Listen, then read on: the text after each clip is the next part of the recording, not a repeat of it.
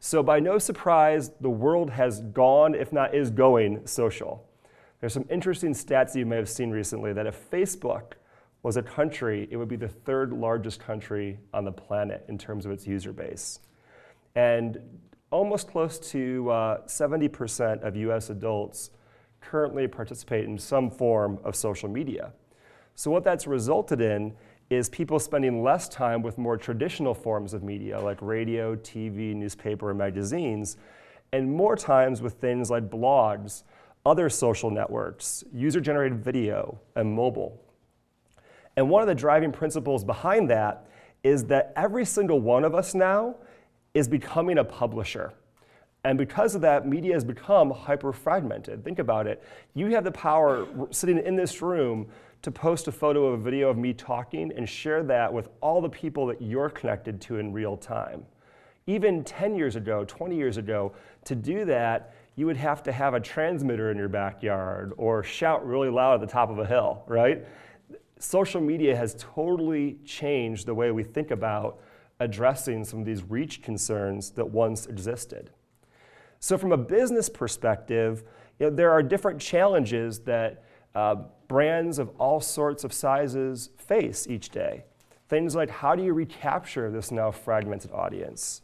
How are you able to connect with people who are on the go? I mean, how often are you walking down the street or horribly driving down the road and seeing somebody with their phone out, right? That is a mega trend that's driving a lot of this connectivity. And then more importantly, how can you engage with audiences in new ways? And when you engage with them, how do you measure the efficacy of that engagement? If you're a business or run a small business, how does all that play into driving sales? Well, ultimately, the critical thing about social is how do you become a part of that conversation? And how does your portion of that conversation contribute to a larger message? So we probably should back up a little bit and talk about what is social media, right? Is it platforms like YouTube or Twitter or Flickr, Google+, Facebook? Is it media formats, check-ins, updates, pictures, and videos? Well, the answer is it's both. And the platforms provide the distribution for the media format, and that gives us visibility and scale. And it's the scale that makes social media so relevant to marketers now. So it's that social effect, we call it, the social echo, where the power of one person's message can be broadcast to a huge group, and that huge group can then echo it out to people that they follow. And all of that can happen by pressing one button on one phone or one laptop. It's tremendously powerful. So to help quantify this for you, 81 billion minutes were spent on social networks and blogs in 2011. And when you look at where the majority of that time is being spent, it's on what we call the big three: Facebook, Twitter, and YouTube. Some great stats here for you today. Almost a fifth of all the page views across the total internet, the totality of the internet, are delivered on Facebook alone. Isn't that tremendous? 80% of Facebook's users are outside of the United States. We think of that as being a US thing. We're only 20% of that mix. Talking about Twitter, the growth of ultra short messaging is becoming very, very powerful. Over 175 million tweets are going out through Twitter each and every single day. And those are being consumed in real time. So think about the decay rate. Who uses Twitter in the room? Does anyone use Twitter? A couple people. So those of you who don't, people are sometimes a little bit scared of it at first. I'm a news junkie. If I could, I'd have one of those offices like you see in the White House, like 10 TVs all watching different news channels and CNBC and things. So I use Twitter as my real-time source for news, weather, and sports. So on one of the monitors in my office all day long, you're seeing this information pouring in from every news outlet, every source imaginable. And that's just compounding my ability to consume new bits of knowledge and share that knowledge with my friends or other people who are interested in my passion points. And that's what makes Twitter so valuable. Then you look at YouTube. Did you know that YouTube is not only the third most visited site on the internet, it's also the second most powerful search engine in the world. So a large portion why Google bought YouTube wasn't just because of the video that people contribute to it. It's that it has a search bar at the top of that screen. And you can pretty much find footage on anything you could think about by using that YouTube search. What's really interesting is 44% of YouTube's users are between 12 and 34 years of age. So really the growth, when you think about how media is typically evaluated in people or adults 25 to 54 years of age, this is an entire generation or two younger, meaning the growth for YouTube is still ahead of us. So let's talk about some other emerging networks. Who's heard of Google Plus in the room? Yeah, so I have a definition for Google Plus, and this is a little bit of tongue-in-cheek. It's where the hopelessly single men go to talk about technology that's better than whatever the masses are using. I said that because it's a little bit pro-Facebook, anti-Google messaging, but Google Plus has very much been trying to encroach on territory that's really been owned and carved out by Facebook and Twitter in particular. Tumblr, who's heard of Tumblr before? Microblogging, right? Short form messages. It's sort of like if Twitter and blogs had a kid, it would be Tumblr, right? But I call it where people go to post content that really isn't worthy of a real blog post. Pinterest. Everyone's heard of Pinterest, right? My wife, I think, drives over half their traffic in an average day. It's absolutely amazing, which is why my definition is where women go to plan imaginary weddings, dress children that don't exist, and decorate homes they can't afford. But all kidding aside, I think that the point is looking at the actual user activity base of these platforms. To give you a point of comparison, these are the number of users. Facebook has just shy of 1 billion. Look at Pinterest and LinkedIn, which are still very well-known names. They are not even in their infancy, they're embryonic in terms of their growth. But think of how much of a cultural change, a notability change they've already created. And that's why people put these extreme valuations on social media companies. They have the ability to change culture and society and the way people think and consume information with only having a rounding error of the world's population participating in them. It's really, really a tremendous network effect. Then you look at it from a monthly activity standpoint, from a visits perspective, it's even more stunning. Why is Facebook worth hundreds of billions of dollars? This chart. It may also have the most users, but by far it has more visits than anybody else by a long shot.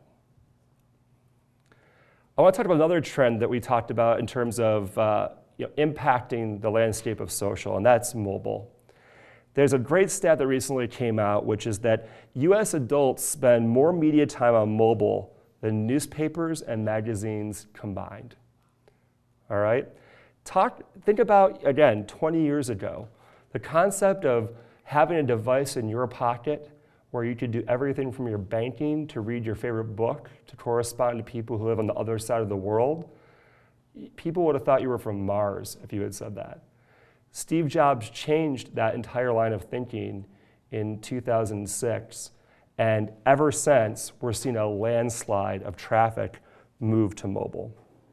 But as it relates to businesses, 61% of smartphone users actually make local searches from their device. So I might be walking down Magnolia, and I'm wondering where the best Thai place is. I'm not going to run back to my office, pop open my laptop, and type it in on Google. I'm going to flip open my iPhone and use a quick search and figure out on a map where I should go and have lunch after this presentation.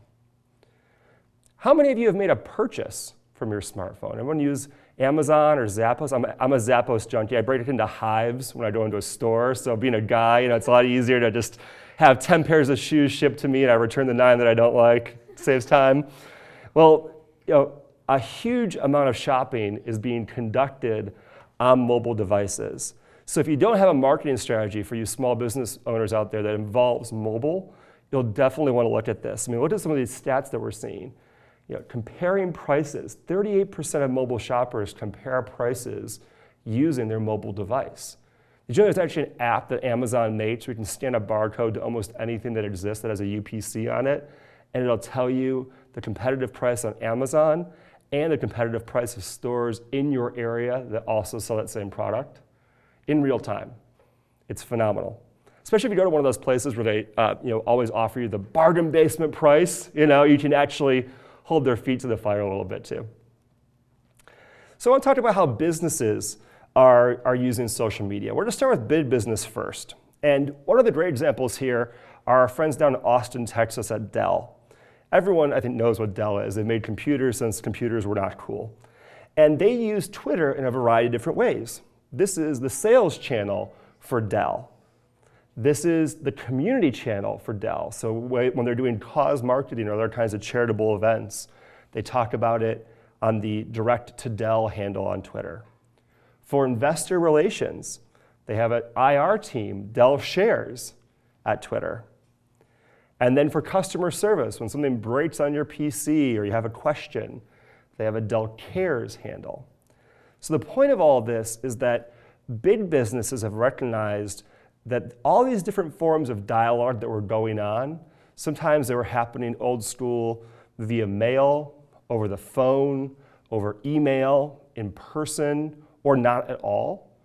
Now they have the ability to have a real-time spigot to all those different audiences, but they also have the obligation to interact. So one of the things to think about from a consequences perspective, they refer to it as the Twitter tax. Have you heard that expression before? So big businesses are finding that it's one thing to create the opportunity to have this conversation over social media. But if you're going to start the conversation or become available, you need to be available. Meaning that it's the equivalent of if I was standing in front of you and I ran customer service for Dell, now with how accessible social is, consumers don't see a difference of me standing in front of you or them writing at Dell's Cares, my laptop is broken, can you help me fix it? And expecting a response in a reasonable amount of time. So it's something to think about, that Twitter tax for businesses of all size, because a large part of what makes social great in its transparency and its genuine tone of voice and its accessibility is also one of the burdens that businesses have to address. But let's talk about local businesses for a second. And I'm going to use a real-world example because, look, we're not all Dell. I was at a conference recently, and we were having really a technology bad day. So far, we had our CEO, Ted Murphy, on stage. His Keynote software crashed in the middle of the presentation. And then 5 minutes after that, we had a complete and total hard drive failure on one of the other laptops we had brought to this conference. And I was pretty irritated about it, so I tweeted it out. And I just said, technology has not been our friend today. That's my problem. 2 minutes later, I get a response from a company called Salvage Data. And I said, so sorry to hear about your crashed hard drive. Would you like us to help you find those files? Salvage Data is a hard drive repair company, all right? So how did they do that? So I'm going to show you how they did that in a second, but that's the kind of practicality of, I had no idea who Salvage Data was. They weren't following me, I wasn't following them, but they had the ability to react and literally act upon an issue that I had in real time. I gave them our business, by the way. So here locally, the Daily City, if you don't follow it already, phenomenal page on Facebook. A great example of a way to take a community and really bring it to the next level digitally. My favorite, the Big Wheel food truck, huge on Twitter, massive following, thousands of people interact with them. And they talk about everything from their catering service to where the food truck is at any given time, what they're serving that day. And then you think about our attractions here locally. This is Foursquare, which is a location-based check-in network. We're big fans of Howl at the Moon at IZEA. We have a lot of sing-along parties for our IZEA local cultural events. But this is a great example of Howl at the Moon has gone in and created a page so that when people check in at their location, they get a special drink offer. They're encouraged to share their experience with their friends. And Howl at the Moon, if you go to the one on iDrive, actually has video boards now that when you take pictures inside the venue and tag them, they actually put those photos up on the screens of people having fun at their venue. So it's a living, breathing experience. So if you're stuck at home not feeling well one night and you want to see what your friends are up to, these are all ways that they're able to take and make a local attraction happen virtually anywhere in the world. Very cool stuff. So to answer my rhetorical question about how did the hard drive salvage company do that? How did they know I was having trouble? Well, one of the really simple ways that everyone can take advantage of is Twitter has a very advanced free search engine. If you go to search.twitter.com, you'll see this screen. And some of the things are pretty self-apparent, like there's keywords that you can search for, hashtag, which is a pound sign if you don't know what a hashtag is, and the word after it. But then look at it further down. You can start narrowing down your search by city name and by radius. So all of a sudden, let's say I was looking for, I want to get a new car, and I'd like to find my new car near Orlando, and I'm willing to look at tweets in a 100-mile radius of Orlando. Boom. I get search results that talk about new cars that are near Orlando and every single thing that someone's talking about in Twitter in real time. So think about for your business how that could have an implicit impact on how you target people, how you interact with people, and whom you might choose to interact with. So how did the hard drive people know I was dealing with all of this?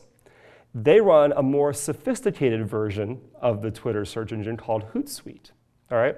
Hootsuite is a very inexpensive application that small businesses can use, and it allows you to run all these searches in real time across all the various social channels that you may manage as a business. So the hard drive people were doing real-time searches for terms like crashed hard drive failure, and Twitter was providing that information to Hootsuite. And then they had someone sitting in an office in New Jersey where they were based, just waiting for folks to complain. And then that was their opportunity then to make a new sale. Really a cool tool, and if you're not taking advantage of stuff like this, you absolutely should be. But there's other great free tools out there as well. So one of the big trends in social is this idea around listening. And that's really what we're talking about here in terms of the hard drive company waiting for someone to complain about a hard drive crash and then them responding. But there's also, I'm sorry, my builds got messed up here. Let me go back a little step. There we go. There's also other kinds of tools that people can use.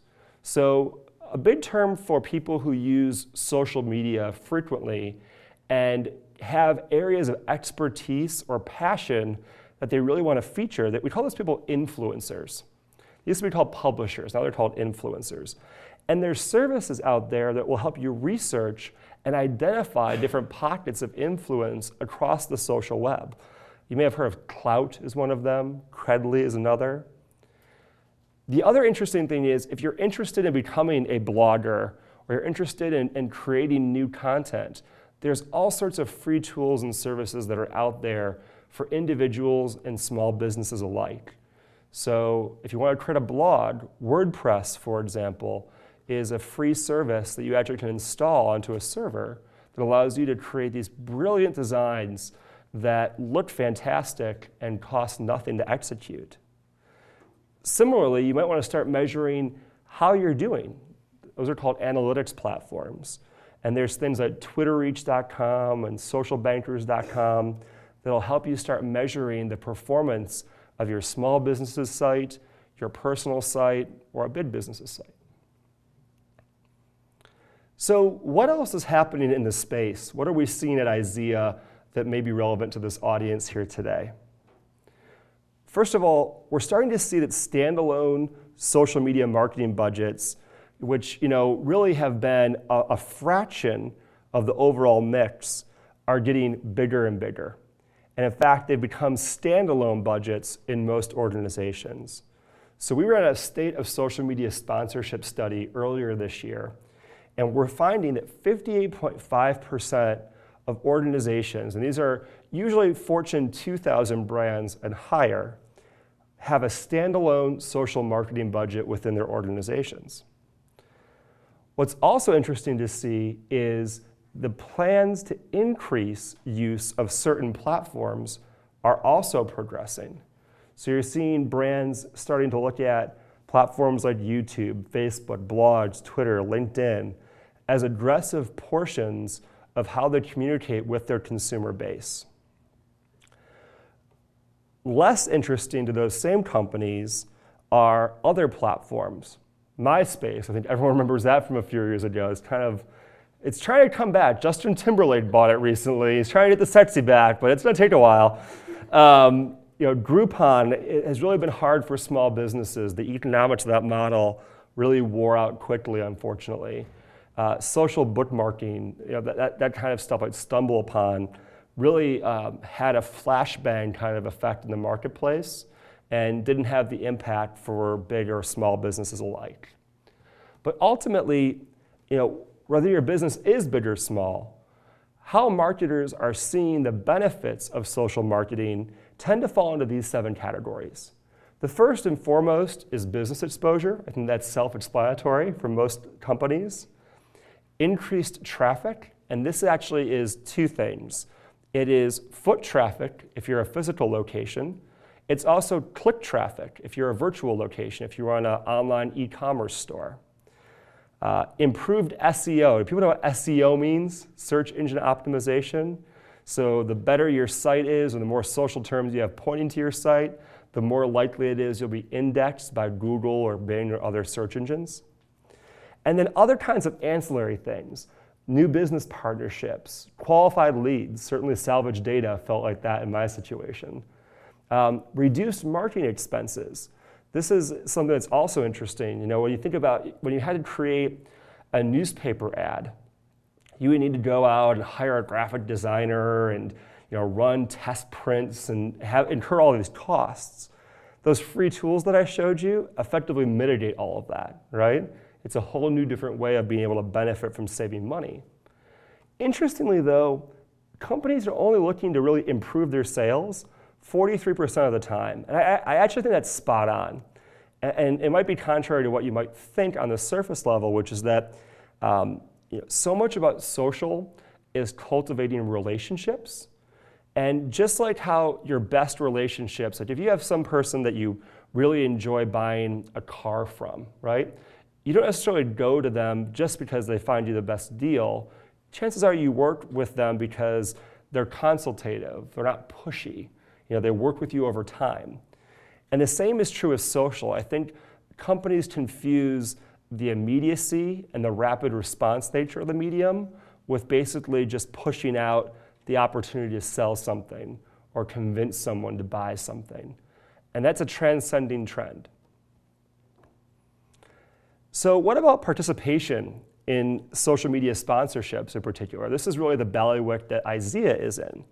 So social media sponsorship is the practice of compensating social media influencers, think bloggers, tweeters, mobilers, and giving them things that range from cash all the way down to free trips and discounts in exchange for mentioning that brand throughout their social stream. That's increased in the last year alone by 4% to 55.5%. And for those of you that may have a blog or have an active presence on Twitter or post photos and videos, I'm going to give my shameless plug for IZEA. Make sure you visit our website. Our properties, Social Spark, Sponsored Tweets, and Starry are perfect ways to be able to earn some ancillary income and be able to become an ambassador for many brands around the world. So I talked a little bit more about social media sponsorships. I also want to give you a little bit of background, I'm going to skip past this slide for a second, of what these things look like. So these are campaigns with bloggers and a wide variety of contests and blogs across the internet. Example for Kraft Foods of someone writing with a video, Sprint. But the content can also be tweets. So this is a campaign we did with Microsoft, with Diddy, and he's talking about a promotion that Microsoft was running. If you're a fan of Jillian Michaels, she recently worked for Bumblebee Tuna. The point is, it can really, social influence runs the gamut between famous folks down to everyday folks like the people in this room. One of the other big trends right now is this idea of sponsored photos. If you watch Glee on Fox, this is Harry Shum Jr. from Glee. And Harry is very active on Twitter. He also has a Facebook fan page. And because of his celebrity, he's actually able to be hired to put product placements. Those are Lenovo speakers. Lenovo's a PC manufacturer. And he tweeted that photo out to his hundreds of thousands of followers on Twitter and onto his Facebook fan page. And he was paid to do that by Lenovo. IZEA actually was responsible for that entire introduction and transaction. But what's really interesting and what gets us excited is the impact it can have on everyday people. So it would be really cost ineffective for me to send everyone in this room a pair of expensive speakers for you to do the same thing as Harry. But what the opportunity is to allow you to have virtual product placement. So let's say you were really passionate about, anyone seen the movie Anchorman with Will Ferrell? I was just out in LA yesterday, so they're making a new one. Anchorman 2 comes out in spring. And the movie studios are actually interested in putting out a virtual Ron Burgundy basically hair wig and suit that you could append to your photo on a software application like Starry, and then tweet that out to all your friends. So you would get paid for making yourself look goofy like Ron Burgundy because Paramount, who's producing that film, is willing to compensate you for doing so. That's the future of this stuff. So to help you understand the kinds of brands that are using social media sponsorship, it really runs the gamut from hotel groups like Hilton to automotive companies like Audi and Kia to food companies like Kraft. So some key takeaways for today. So we know that marketers are increasing their spend on social, and that social media users are more receptive to advertising through their various channels, be it blogs, tweets, what have you. Social media sponsorship campaigns are becoming more sophisticated and are expanding well beyond just celebrities.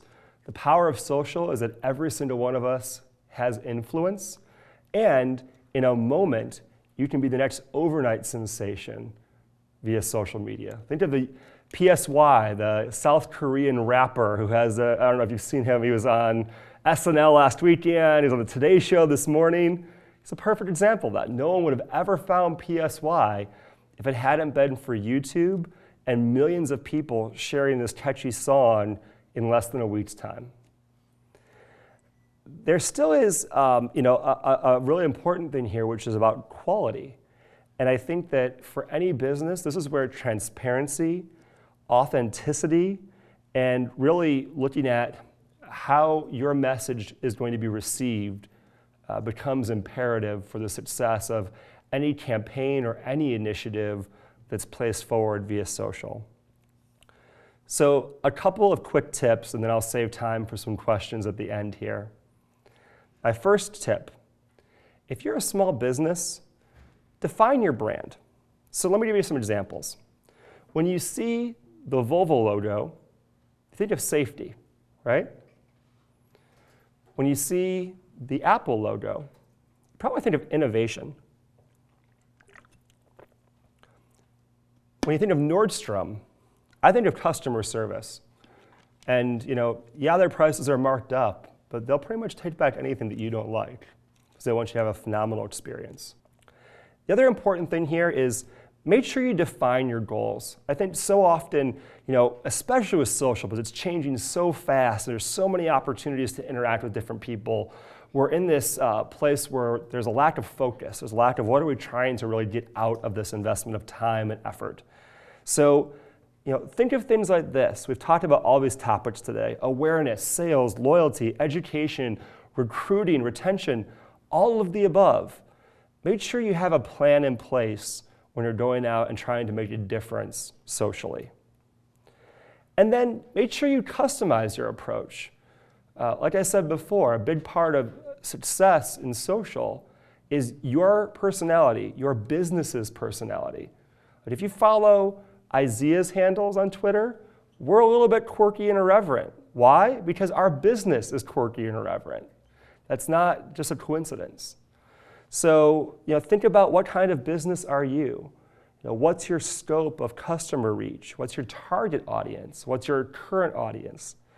And then what kind of resources are available to you? If you're a two-person shop, you're probably not going to want to have a 24/7 Twitter handle to handle customers. But if you're an e-commerce store where customer service is important because there is no physicality to your business, probably something to consider. Should you provide virtual discounts or incentives? And would you consider compensating someone for them to promote your brand or service? And then, like I said before, make sure all along you're figuring out ways to define and ultimately celebrate your success, because there's a tremendous amount of opportunity out there.